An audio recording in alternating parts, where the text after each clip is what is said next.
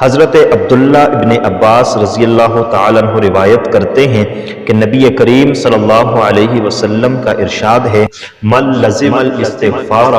جعل اللہ له من كل هم فرجا ويرزقه من حيث لا يحتسب، کہ جو آدمی اپنے اوپر استغفار کو لازم کر لیتا ہے، جعل اللہ له